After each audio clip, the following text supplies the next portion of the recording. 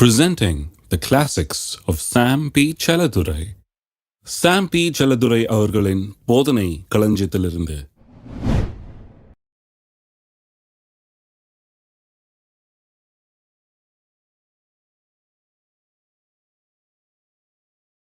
விசுவாசத்தின் வார்த்தை உள்ள நுழைஞ்ச உடனே see how it ignites your imagination. உங்களுடைய கற்பனையை எப்படி கொளுத்துகிறது, தீ போட்டு அப்படி கொளுத்துற மாதிரி உங்களுக்குள்ள இந்த கற்பனை என்கிற தீ கொழுந்து விட்டு எரிய ஆரம்பிக்குது. உடனே நீங்க யோசிக்காங்க, பராக்கிரமசாலின்னு தேவதூதனை வந்து சொல்லிட்டாரு, கடவுளே அனுப்பிச்சிட்டாரு என்கிட்ட. நான் பயந்து ஒளிஞ்சு போர் அடிச்சுட்டு இருந்தேன். கடைசியில் அந்த ஆள் வந்து நீ பராக்கிரமசாலின்ட்டார், ஏதோ விஷயம் இருக்குது அப்படின்னு. அந்த தீ, எந்த தீ? இந்த கற்பனை என்கிற தீ. நான் பராக்கிரமசாலியா, பெரிய மா வீரனா, வெற்றி பெறுகிறவனா, என்னை காணும்படியாக ஒரு கற்பனை எனக்குள்ளே உருவெடுக்கிறது. அந்த கற்பனை என்னும் தீ கொழுந்து விட்டு எரிய ஆரம்பிக்கிறது. கற்பனை வந்து ஒரு பவர்ஃபுல் திங். அதனால தான் வேதவசனம் கற்பனை குறித்து எச்சரிக்குது. என்ன கற்பனை பண்றீங்கன்றத ஜாக்கிரதைங்க. ஏன்னா கற்பனை லெவலுக்கு வந்துருச்சுன்னா உள்ள ஏதோ வந்துருச்சுன்னு அர்த்தம். ஏன்னா அதுல இருந்து இப்போ கற்பனை வந்துருக்குது. கற்பனை லெவலுக்கு வந்துருச்சுன்னா இனிமே அது நடந்துரும் அப்படின்ற மாதிரி தான் வேதம் சொல்லுது. பாருங்க, ஆதியாகமம் 11ஆம் அதிகாரத்துக்கு திருப்போம். 6ஆம் வசனம். பாபேல் கோபுரத்தை கட்டுறதுக்கு எல்லாம் முற்படுகிறார்கள். இவங்கெல்லாம் வந்து சபையார் இல்லை, இவங்கெல்லாம் ரட்சிக்கப்பட்ட ஆளுங்க கிடையாது. இவங்கெல்லாம் ஒரு மாதிரி தங்களுடைய தற்பெருமைக்காக தாங்க ஏதோ பெருசாக வெட்டி முறிக்கிறோன்ற யோசனையில் கடவுளை கொஞ்சம் கூட எண்ணி பார்க்காம, கடவுளுக்கு அவங்க வாழ்க்கையில் இடமே கிடையாது, அப்படிப்பட்ட ஆளுங்க ஒரு பெரிய சாதனையை பண்ணணும்னு சொல்லி செய்கிறாங்க. உலகத்தார் ஆக மொத்தத்தில் தேவனுடைய சித்தத்தின்படி செய்யலை, தேவன் இவர்களை கட்ட சொல்லலை, தேவன் ஒன்றும் செய்ய சொல்லலை. ஆனால் செய்கிறாங்க. ஏன்னா தங்களுக்கு ஒரு பெருமை, நான் பண்ண முடியுமாக்கும், வானத்தின் வரைக்கும் கட்டிடுவேனாக்கும், நான் கட்டுறேன் பாரு, அங்கே வரைக்கும் போயிடுமாக்கும், வானத்துக்கு ஏறி போயிடலாம் இந்த பில்டிங்கில் அப்படிங்கிற மாதிரி கட்டுறாங்க. கட்டும்போது கர்த்தர் வந்து சொல்கிறார். அப்பொழுது கர்த்தர், 6ஆம் வசனம், இதோ ஜனங்கள் ஒரே கூட்டமாக இருக்கிறார்கள், அவர்கள் அனைவருக்கும் ஒரே பாஷ்யம் இருக்கிறது, அவர்கள் இதை செய்ய தொடங்கினார்கள், இப்பொழுதும் தாங்கள் செய்ய நினைத்தது ஒன்றும் தடைபட மாட்டாது என்று இருக்கிறார்கள். இங்கிலீஷில் எப்படி சொல்லி இருக்குது? Whatever they imagine to do, செய்ய நினைத்ததுன்றத whatever they imagine to do, அவங்க கற்பனை பண்ணி வைத்திருக்கிற காரியங்கள் தடைபடாமல் எல்லாம் நடந்துவிடும் என்று அவர்கள் இருக்கிறார்கள். கடவுளும் நினைக்கிறாரு அது நடந்துடும். ஏன்னா என்னைக்கு அவன் கற்பனை பண்ண ஆரம்பிச்சானா கண்டிப்பாக நடத்திடுவான். கடைசியில் வந்து அதை ஒன்றும் இல்லாமல் ஆக்குறாரு கடவுள், இல்லைன்னா அது நடந்துட்டு இருக்கும். ஏன்னா எந்த ஒரு மனுஷனும் அந்த கற்பனைன்ற லெவலுக்கு கொண்டு போயிட்டான்னா அது கண்டிப்பாக நடக்கும் என்று வேதவசனம் சொல்லுகிறது. அதனால தான் கற்பனை பற்றி எச்சரிக்கை விடுகிறது வேதம். 2 கொரிந்தியருக்கு திருப்போம் 10ஆம் அதிகாரம். அப்போ தேவ பக்தி இல்லாத ஒரு ஜனம் ஒரு பெரிய கட்டடத்தை கட்டுறாங்க. கடவுள் சொல்கிறார், அவன் கற்பனை செஞ்சது கண்டிப்பாக நடக்கும், நான் போய் அதை குலைக்கணும், அதை ஒன்றும் இல்லாமல் ஆக்கணும், இல்லைனா அவன் செஞ்சு முடிச்சிருவான். அவன் செஞ்சு அப்போ கர்த்தரை நம்புறாரு, அவனால செய்ய முடியும், செஞ்சு முடிச்சிருவான்னு. ஏன்னா அவன் எண்ண ஆரம்பிச்சிட்டான், அவனுக்குள்ள ஒரு விதை போயிடுச்சு, உள்ள இருதயத்தில் அது தோன்றிடுச்சு, அதனால அதை செஞ்சே முடிச்சிருவான்றார் கடவுள். இப்போ பாருங்க 10ஆம் அதிகாரம் 4-5 வசனங்கள். எங்களுடைய போராயுதங்கள் மாம்சத்துக்கு ஏற்றவர்களாயிராமல் அரண்களை நிர்மூலமாக்குகிறதற்கு தேவ பலமுள்ளவைகளாய் இருக்கிறது, அவைகளால் நாங்கள் தர்க்கங்களையும் தேவன் அறிகிற அறிவுக்கு விரோதமாக எழும்புகிற எல்லா மேட்டிமையும் நிர்மூலமாக்கி எந்த எண்ணத்தையும் கிறிஸ்துவுக்கு கீழ்ப்படிய சிறைப்படுத்துகிறவர்களாக இருக்கும். இதுலேயும் இங்கிலீஷ் பைபிளில் பார்த்தீங்கன்னா இந்த இமேஜினேஷன்ன்ற வார்த்தை வருது 5ஆம் வசனத்தில். காஸ்டிங் டவுன் ஆல் இமேஜினேஷன் வருது. தர்க்கங்கள் நீங்கள் வருது இல்லையா? தர்க்கங்கள்னா மனசில் அலமோதுகிற எண்ணங்கள். அதை வந்து இங்கிலீஷ் பைபிளில் சொல்லும்போது இமேஜினேஷன்ன்ற வார்த்தையை சொல்கிறாங்க. இமேஜினேஷன்னா என்ன? இமேஜ் என்ற வார்த்தை அதில் இருக்குது. இமேஜ்னா என்ன? படம். அப்போ இமேஜினேஷன்னா அவனுக்குள்ள இந்த வார்த்தைகள் ஒரு படத்தை உருவாக்கி விட்டது. என்னத்தை உண்டாக்கிடுச்சு? படத்தை உண்டாக்கிடுச்சு. அப்போ கர்த்தர் சொல்கிறாரு, உன் இமேஜினேஷனை பற்றி ஜாக்கிரதையாரு. ஏன்னு சொன்னால் தப்பான காரியங்கள், கிறிஸ்துவுக்கு விரோதமான காரியங்கள், தேவன் அறிகிற அறிவுக்கு விரோதமாக எழும்புகிற எல்லா மேட்டுமையான காரியங்கள், அப்படிப்பட்ட எண்ணங்கள், அவளை குறித்து ஜாக்கிரதையாயிரு. ஏனென்று சொன்னால் அப்படிப்பட்ட காரியங்கள் உள்ள ஒரு இமேஜை உண்டாக்கும். தகாத காரியங்கள், பாவத்துக்கு அடுத்த காரியங்கள், பொல்லாத காரியங்களுக்கு அடுத்த காரியங்கள், இவைகளெல்லாம் எண்ணி பார்த்து சிந்திச்சு அதை உள்ளத்தில் வச்சா என்ன ஆகுது? உள்ள ஒரு பிக்சரை உண்டாகிறது. அந்த தப்பை செய்கிற மாதிரி அல்லது அந்த பாவத்தை நடப்பிக்கிற மாதிரி அதில் வாழ்கிற மாதிரி ஒரு இமேஜை உண்டாக்கிடுது. அது இமேஜ் லெவலுக்கு வந்த பிறகு அப்புறம் என்ன ஆகிறது? அது நிறைவேற ஆரம்பிச்சு விடுகிறது. அப்போ பாருங்க, அந்த இமேஜினேஷன்னா என்ன? இன்றைக்கு இல்லாத ஒன்றை விஷுவலைஸ் பண்ணக்கூடிய ஒரு திறமை. அதை தேவனுடைய சித்தத்துக்கு விரோதமான காரியத்தை இமேஜின் பண்றதுக்கு இடம் கொடுக்க கூடாதுன்றாரு. தேவனுடைய எண்ணங்களுக்கு விரோதமா இருக்கிற காரியங்களை இமேஜின் பண்றதுக்கு மனசை இடம் கொடுக்க கூடாது. இமேஜினேஷன் ஒரு நல்ல காரியத்துக்காக கொடுக்கப்பட்டிருக்குது. எதுக்காக? தேவன் என்ன விரும்புகிறாரோ அதை விரும்பி அந்த படத்தை உள்ள வைக்கிறதுக்காக கொடுக்கப்பட்டிருக்கிறது. அப்ப அதுக்கு விரோதமான காரியங்களை வைக்காதேங்கிறாரு. வச்சா அதுவும் வேலை செய்ய ஆரம்பிக்கும். இருக்கீங்களா? அப்ப நம்முடைய இமேஜினேஷன்ஸ், நம்முடைய எண்ணங்கள், நம்முடைய கற்பனைகள் அதெல்லாம் இந்த மாம்சத்துக்கு அடுத்த இந்த பொல்லாத காரியங்களை கற்பனை செய்யக்கூடாது. அதற்கு அந்த கற்பனையில் இடம் உண்டாகக்கூடாது. நம்முடைய கற்பனையில் எல்லாமே தேவன் நமக்காக வைத்திருக்கிற அழகான, அற்புதமான, அருமையான காரியங்களை இமேஜின் பண்ணக்கூடிய அப்படிப்பட்ட கற்பனைகளாக இருக்க வேணும்னு தான் தேவன் விரும்புகிறார். அப்போ இமேஜினேஷனுடைய பவரை கர்த்தர் எடை போட்டார். என்ன சொல்றாரு?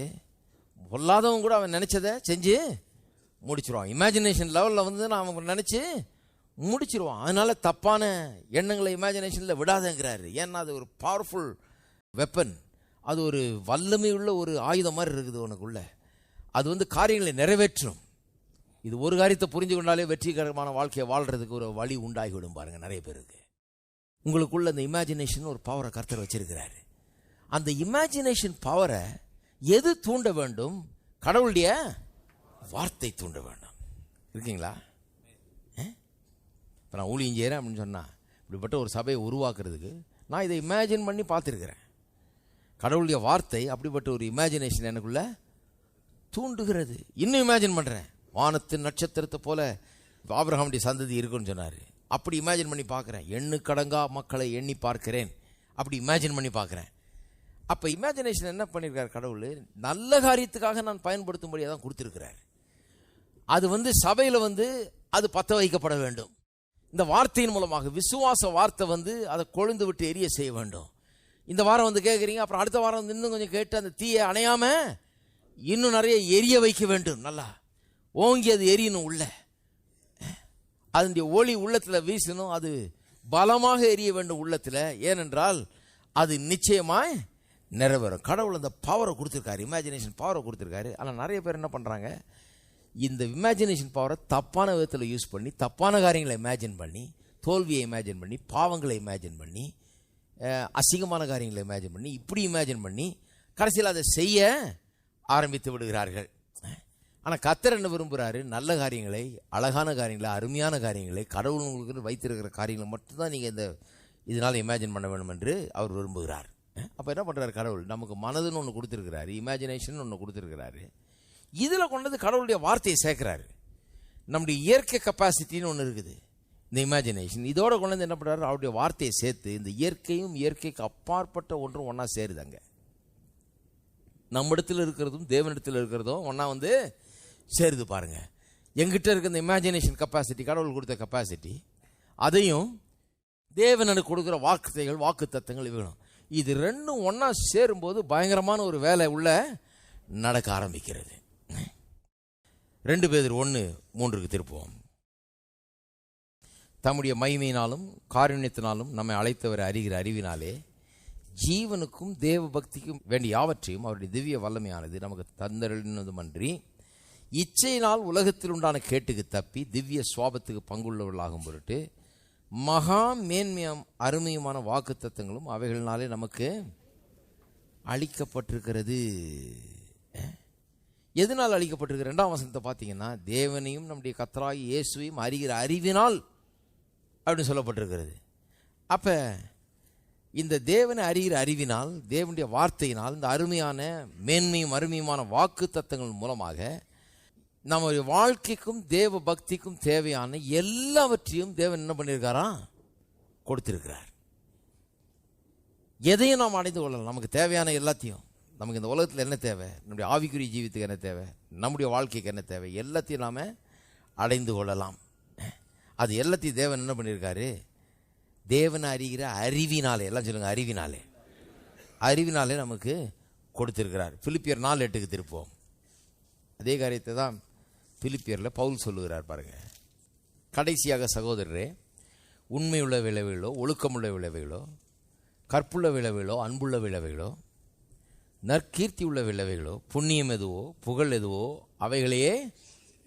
நல்லா கவனிங்க, ஏதாவது ஒன்று நெகட்டிவ் இருக்காதுல்ல, ஒன்றுமே கிடையாது, எல்லாமே பாசிட்டிவ், எல்லாமே நல்லது.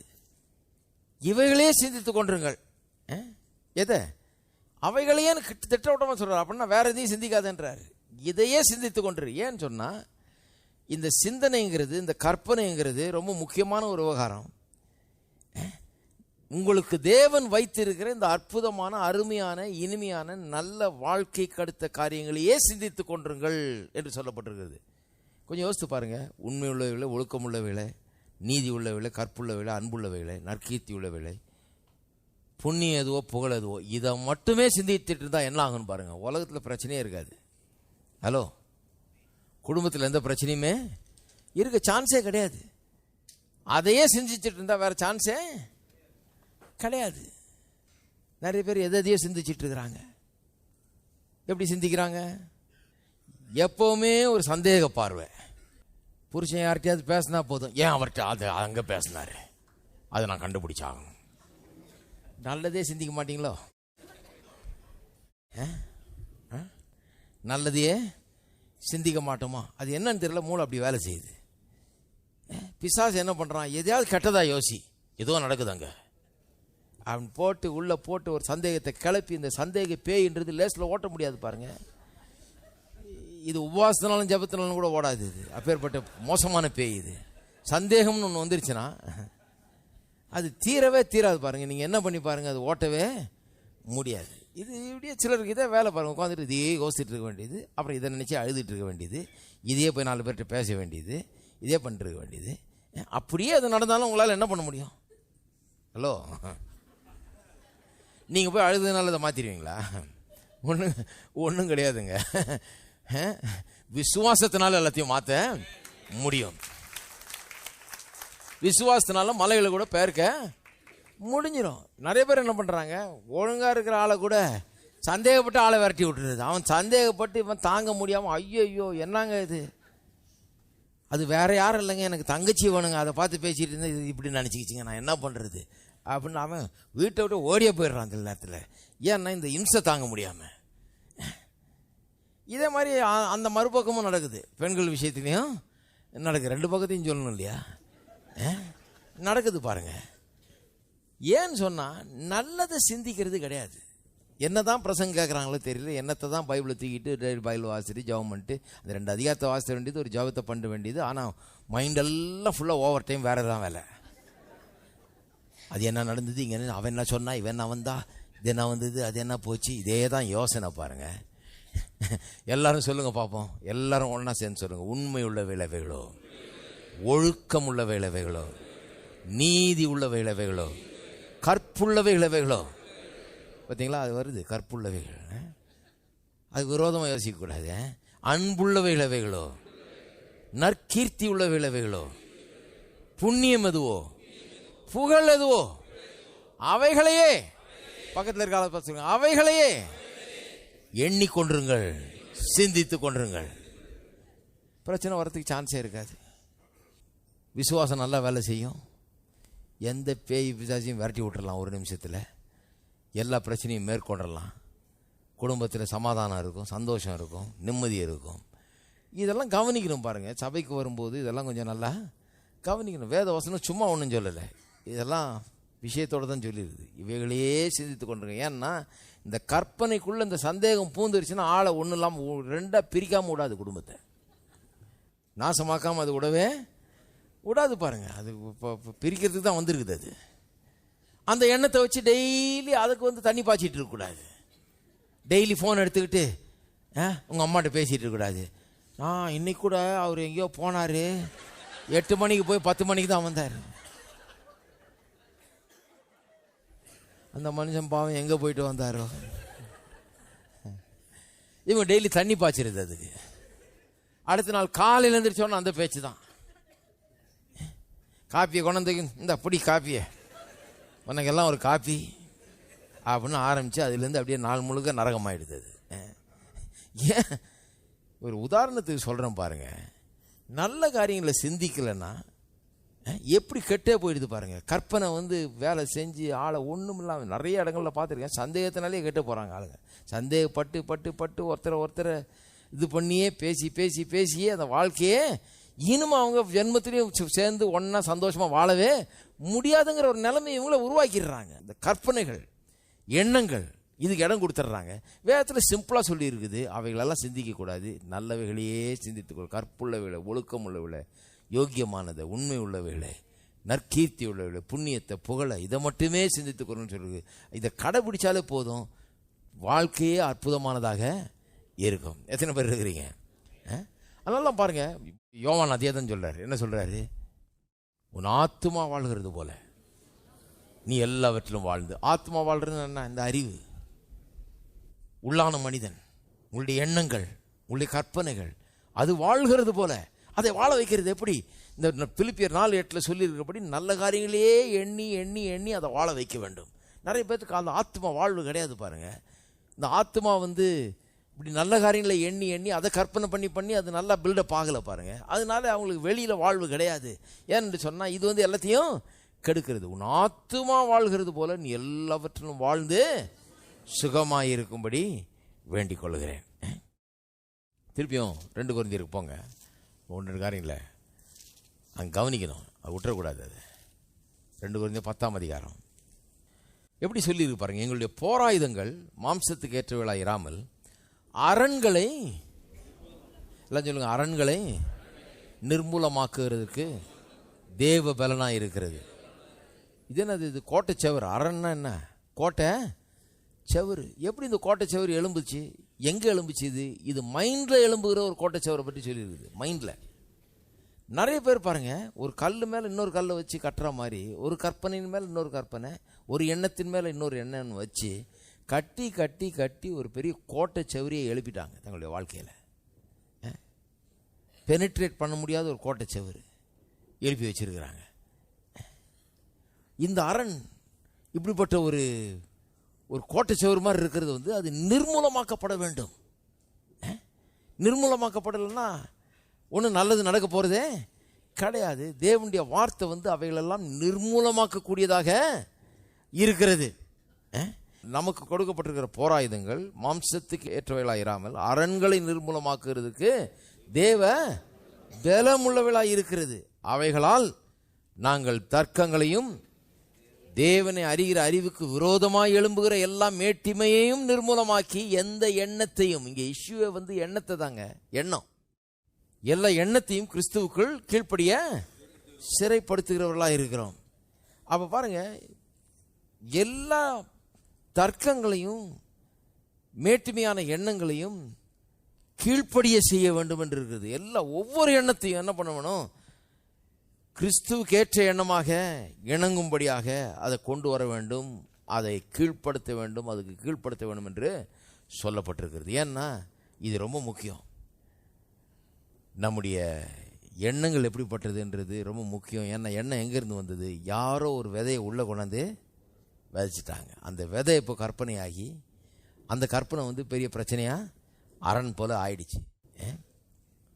நிறைய கெட்ட பழக்க வழக்கங்கள்லாம் பாருங்கள், அப்படி எழும்பின ஒரு அரண் தான். நிறைய பேருடைய வாழ்க்கையில் கெட்ட பழக்க வழக்கங்கள், இன்றைக்கி விட முடியாமல் இருக்கிற கெட்ட பழக்க வழக்கங்கள்லாம் ஒரு பலத்த அரண் மாதிரி அவங்களுக்குள்ள எழும்பிருச்சு. அவங்களாலேயே அதை மீற முடியல.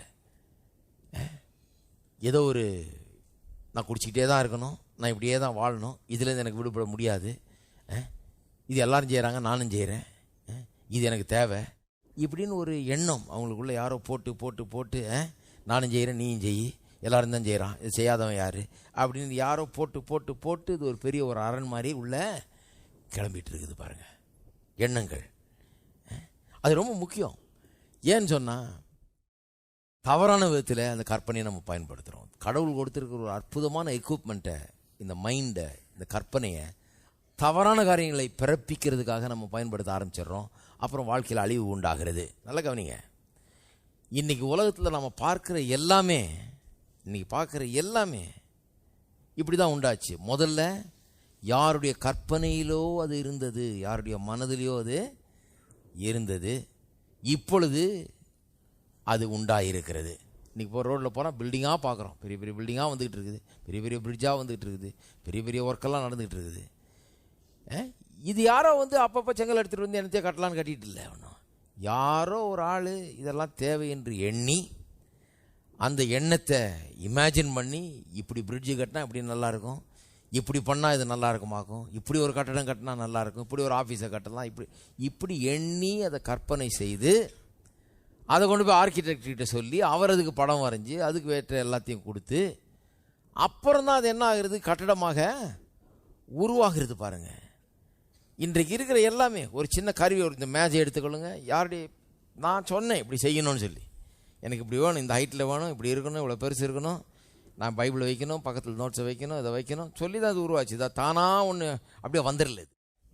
அப்படியே காட்டில் போய்கிட்டே இருந்தேன், கர்த்தர் எனக்கு இதை காண்பித்தார், அதை அப்படியே தூக்கிட்டு வந்து வச்சுக்கிட்டேன். அப்படி கிடையாது, நான் சொல்லி தான் செஞ்சு கொண்டு வந்தாங்க. சொல்லி சொல்லி சொல்லி அவனுக்கு படம் வரைஞ்சி காமிச்சு இப்படி பண்ணியான்னு சொல்லி அதுக்கப்புறம் தான் பண்ணி கொண்டாடுறாங்க இல்லையா? அப்போ எல்லாமே அப்படி தான் உண்டாகிறது. பாருங்கள், எல்லாமே காணப்படாத ரீதியில் இருக்கிறது. பைபிளில் அற்புதமாக சொல்லியிருப்பார். சில காரியங்கள்லாம் ரொம்ப அற்புதமாக சொல்லி, கெட்ட காரியங்கள் கூட முதல்ல காணப்படாத ரீதியில் அது நடக்குது கற்பனையில், அப்புறம் தான் காணக்கூடிய ரீதியில் உருவாகுது. நம்மளையா திருப்புங்க, மத்தேயு எழுதின சுவிசேஷம் 5ஆம் அதிகாரம் 5ஆம் அதிகாரம் 28. கடவுளுடைய வார்த்தை எதுக்கு கடவுள் கொடுக்குறாரு? விசுவாச வார்த்தையை ஒரு கற்பனையை தூண்டுவதற்காக, நல்ல கற்பனையில் தூண்டுவதற்காக. அதுதான் சொல்லிட்டு இருக்கிறேன். நல்ல எண்ணங்களை தூண்டுவதற்காக, நல்ல ஒரு படத்தை கொடுப்பதற்காக, அது உங்களுக்குள்ளே அது உங்களை ஆக்கியபை பண்ணி அதை அப்படியே நீங்கள் அடைய வேணும்னு தான் கடவுளுடைய வார்த்தையை கொடுக்குறார். பாருங்கள், 5ஆம் அதிகாரம் 28ஆம் வசனம். நான் உங்களுக்கு சொல்லுகிறேன், ஒரு ஸ்திரீயை இச்சையோடு பார்க்கிற எவனும் தன் இருதயத்திலே அவளோடு விபச்சாரம். சிலர் இதை வாஸ்தவன்னா ஐயோ இதெல்லாம் வம்பா இருக்குதுன்றார். இச்சையோடு பார்த்த உடனே விபச்சாரம் செய்தாயிட்டுன்றார். என்ன சொல்ல வர்றாரு? அவன் இச்சையோடு பார்க்குறான்னா அவனுக்குள்ள ஒரு வேலை நடந்துட்டு இருக்குது ஏற்கனவே. சும்மா பார்க்கல, இச்சையோடு பார்க்குறான், அவனுக்குள்ள ஏதோ ஒரு வேலை நடந்துக்கிட்டு இருக்குது. இது கொஞ்ச நாளாக போய்கிட்டு இருக்குது. இந்த படம் உள்ள உருவாயிடுச்சு. ஒரு தவறான உறவுக்கான படம் உள்ள என்ன ஆயிடுச்சு? உருவாயிடுச்சு. அது உருவான பிறகு அது நடந்து முடிஞ்சது போல் எடுத்துக்கலாம் நீங்கள். ஏன்னு சொன்னால் ஒன்றும் இல்லை, இன்னைக்கோ நாளைக்கோ என்னைக்கோ அது நடந்துடும். அது கண்டிப்பாக அது ஒரு நேரம் வரும்போது கண்டிப்பாக அது நடந்து விடும். அதில் சந்தேகமே கிடையாது. என்ன கற்பனை பண்ணானோ அது நிஜமாக ஆகிவிடும். ஏன்னா கற்பனைங்கிற லெவலில் வந்துருச்சு. கற்பனைன்ற லெவலுக்கு வர விட்டுருக்கக்கூடாது. இந்த எண்ணங்களை நிர்மூலமாக்கி இருக்கணும், அந்த அரண்களை தெரிஞ்சிருக்கணும், இதெல்லாம் டீல் பண்ணியிருக்கணும். அதை டீல் பண்ணாமல் அதை அப்படியே வளர்த்து பரவாயில்ல, இது கொஞ்சம் ப்ளஷர் கொடுக்குது எனக்கு, இந்த எண்ணங்கள் எனக்கு ஒரு சந்தோஷத்தை கொடுக்குது அப்படின்னு சொல்லி அவன் அந்த எண்ணங்களை அனுமதிக்கும் போது என்ன ஆகிறது? கொஞ்சம் கொஞ்சமாக அது என்ன பண்ணுகிறது? வாழ்க்கையில் அது காண்பிக்க ஆரம்பிச்சிருச்சு. விபச்சாரம்னு வரும்போது, ஒரு தவறான உறவுன்னு வரும்போது, அது வெளியில் நடக்கிறதுக்கு முன்னால் ஒவ்வொரு தவறான உறவும் உள்ளே நடந்து விட்டது. யோசித்து பாருங்க, உள்ளே நடக்காமல் அது வெளியே நடக்கலை. ஏசு என்ன சொல்கிறாரு? உள்ளே நடக்கும் போதே அதை டீல் பண்ணி வெளியே நடக்காம பார்த்துக்கலாம் அப்படிங்கிறாரு. ஏன்னா இதுதான் ப்ராசஸ். உள்ளே நடக்காமல் வெளியே நடக்காது. அப்போ தவறான உறவு மட்டும் இல்லை, உள்ளே நடந்து வெளியே நடக்கிறதுக்கு சரியான காரியங்களும் பெரிய பெரிய சாதனைகளும், மனுஷன் செய்கிற சாதனைகளும் உள்ள முதல்ல நடந்து தான் பிறகு வெளியே நடக்கிறது. ஹலோ, விபச்சாரம் எப்படி உள்ள நடந்து அப்புறம் தான் வெளியே நடக்குதோ, கற்பனையில் நடந்து அதுக்கப்புறம் தான் வெளியே நடக்குதோ, எல்லா தவறான தகாத உறவுகளும் உள்ள மறைவிடத்தில் நடந்து, கற்பனையில் நடந்து அப்புறம் தான் வெளியே காமிக்குது, அது நடக்குது, நிறைவேறுது.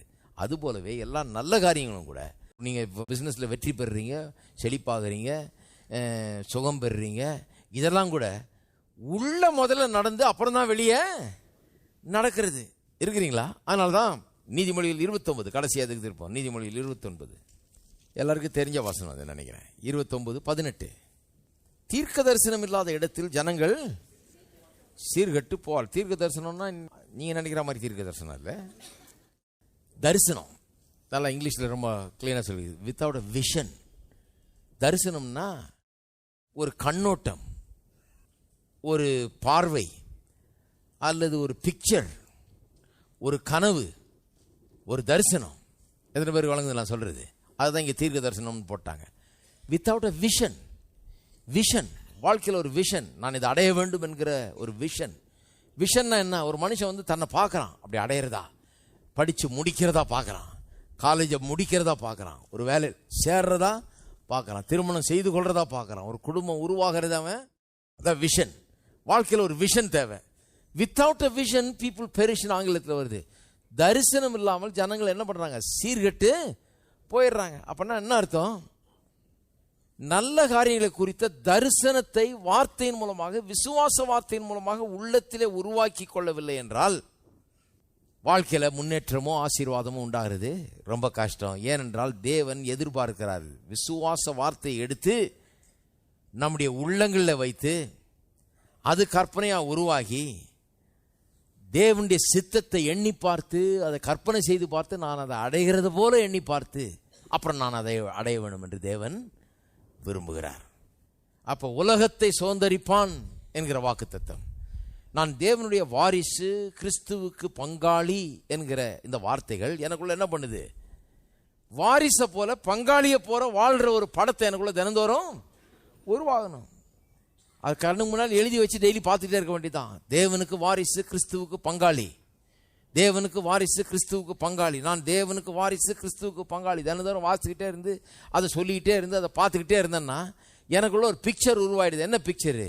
தேவனுக்கு வாரிசாக, கிறிஸ்துவுக்கு பங்காளியாக நான் வாழுகிற அந்த காட்சி எனக்குள்ள ஒரு தரிசனம் உண்டாயிருது. அந்த தரிசனம் இல்லாதான் ஜனங்க கெட்டு போறாங்க. அந்த தரிசனம் வந்துருச்சுன்னா வாழ்வு வந்து விட்டது என்று அர்த்தம். அதுதான் நாங்கள் பிரசங்கிக்கிற விசுவாச வார்த்தை. எதுக்கு இப்படி பிரசங்கம் பண்றோம்? ஏன்னா உள்ளத்தில் ஏதோ ஆரம்பிக்கணும். உள்ளத்தில் ஆரம்பிக்காம வெளியே ஒன்று நடக்க போறது கிடையாது. அங்க உள்ள நடக்கணும். எத்தனை பேர் சொல்றீங்க உள்ள நடக்குதுன்னு? உள்ள நடந்ததுன்னா அப்ப அது ரொம்ப அற்புதமான காரியம் அர்த்தம். ஒருவேளை நீங்க இன்னும் பிரச்சனையிலே இருக்கலாம், இன்னும் ஒன்றும் வெளிப்புறமா அது மாற்றம் தெரியாம இருக்கலாம். ஆனா உள்ளத்துல வார்த்தை போயிடுச்சே, அப்ப அதை பத்திரமா பாதுகாருங்க. அப்ப உள்ளத்துல ஒரு தடவை போயிடுச்சுன்னா அப்ப அதை விட்டுறக்கூடாது. அடுத்த ஞாயிற்றுக்கிழமை திருப்பி அதையே கேட்கணும், கொஞ்சம் தண்ணி பாய்ச்சணும், அதுலேயே அப்படி அதை வளர செய்யணும், அதை பாதுகாக்கணும், அதே எண்ணங்களை உள்ளத்தில் வச்சு வளர்க்கணும். நான் சொல்லுகிறேன், அதை செய்யும் போது அந்த வார்த்தை என்ன சொல்லுகிறதோ அதை அப்படியே நீங்கள் மாறிவிடுவீர்கள்.